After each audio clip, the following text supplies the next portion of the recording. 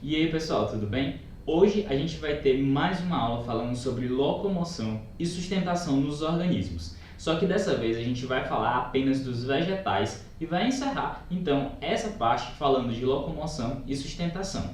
Eu sou o Jefferson, sou professor de Ciências e Biologia e essa vai ser a nossa aula. Vamos lá? Então pessoal, as pessoas antigamente acreditavam que as plantas não tinham o poder de se locomover.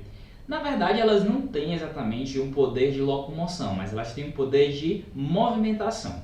As plantas, como as pessoas começaram a observar, elas cresciam em determinadas posições e isso dependia normalmente de um estímulo. Então, foi criado vários experimentos até que as pessoas descobriram o que a gente hoje chama de tropismo. O tropismo é um tipo de movimento que vai ser provocado e orientado por um estímulo. Esse estímulo pode ser luz, pode ser uma substância química, pode ser a gravidade, enfim, pode ser uma infinidade de coisas. E dependendo do tipo de estímulo, a gente vai chamar o tropismo de uma forma diferente.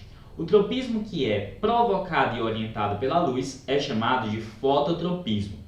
O tropismo que é provocado e orientado pela gravidade é chamado de geotropismo. E o tropismo que é provocado e orientado por substâncias químicas é chamado de quimiotropismo. Os tropismos, de forma geral, são utilizados pelas plantas para obter a maior quantidade daquele estímulo ou para diminuir a quantidade daquele estímulo no local. Isso vai depender do tipo de tropismo. A gente tem o tropismo positivo e o tropismo negativo. O tropismo positivo é aquele tropismo em que ele vai crescer em direção ao estímulo. Por exemplo, uma planta que cresce em direção à luz, ela tem o fototropismo positivo. Já a planta que cresce no sentido contrário à luz, ela vai ter o fototropismo negativo. Claro que a gente não conhece uma planta que cresce de forma contrária à luz, porque elas precisam da luz para fazer a fotossíntese. Então esse foi só um exemplo. Já as raízes das plantas, elas vão possuir o geotropismo positivo e o fototropismo negativo. Aí sim, as raízes elas vão crescer na direção oposta à luz, mas elas vão crescer na direção em que a gravidade puxa elas. É por isso que elas têm o geotropismo positivo, porque elas crescem em direção ao chão e não em direção à luz. Então a gente diz que elas têm o fototropismo negativo, mas que elas têm o geotropismo positivo. Outra forma de movimentação nos vegetais são os nastismos. Os nastismos têm o mesmo princípio do tropismo, embora o nastismo seja uma movimentação reversível. Os tropismos normalmente são irreversíveis. Depois que a planta cresce naquela direção, ela não vai conseguir mais voltar à sua posição original. Já os nastismos são diferentes. As plantas vão conseguir fazer a locomoção e elas vão voltar depois de um tempo para a sua posição original.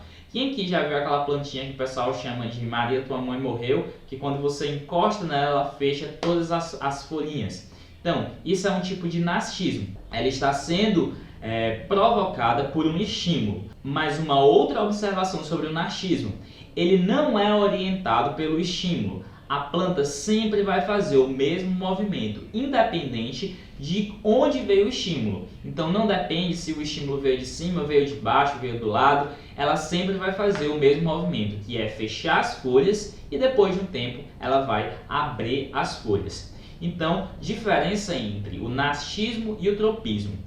Ambos vão ser causados por um estímulo, mas o tropismo é irreversível e o nastismo é reversível. No caso, o tropismo ele vai ser orientado pelo estímulo e o nastismo ele não vai ser orientado pelo estímulo. Ele vai seguir sempre o mesmo movimento. E o último movimento dos vegetais é chamado de tactismo. O tactismo ele é um movimento um pouco mais diferentão assim. Ele vai ser a locomoção de partes de um organismo ou ele vai ser a locomoção de um organismo inteiro. Isso geralmente acontece com organismos menores, como as briófitas e as pteridófitas. Os gametas das plantas que são chamados de criptógamas, como as briófitas e as pteridófitas, eles vão ser dependentes da água, como você deve se lembrar lá do começo do ano. Então, os gametas masculinos vão encontrar os gametas femininos através de estímulos químicos que o gameta feminino lança. Então, eles vão ter um quimiotactismo positivo. Algumas bactérias, elas também fazem tactismo. E elas se deslocam através de locais onde tem maior concentração de oxigênio e menores concentrações de oxigênio. Então, quando ela está em um ambiente que tem pouco oxigênio, ela se desloca para o que está mais concentrado de oxigênio. E a gente chama isso de aerotactismo, certo? Quanto à sustentação das plantas, a gente não vai ter um esqueleto em si nas plantas, mas a gente vai ter alguns tecidos que servem de sustentação para essas plantas. Nós vamos ter os colênquimas e nós vamos ter os esclerênquimas. O colênquima é um tecido relativamente mais flexível e ele é o principal responsável pela sustentação da planta que está na parte de crescimento, né? Quando a planta está crescendo, aquela parte específica está crescendo, a grande maioria do tecido presente naquela parte vai ser de colênquima, certo? Com o passar do tempo, a planta vai começar a impregnar as células de sustentação de uma substância chamada de lignina. A lignina é uma substância que faz com que a célula fique mais rígida, ela dá enrijecimento a essa célula, mas ela também mata aquela célula, então vai ficar com aquele aspecto seco, de casca. Então as cascas das árvores, elas estão impregnadas de lignina e isso dá a sustentação melhor para plantas, principalmente plantas de grande porte, como por exemplo um cajueiro, uma mangueira ou uma sequoia.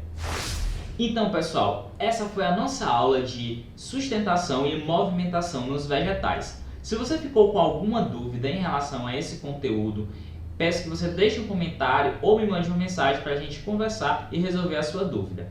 No mais, a gente vai ficar por aqui e até a próxima aula. Tchau!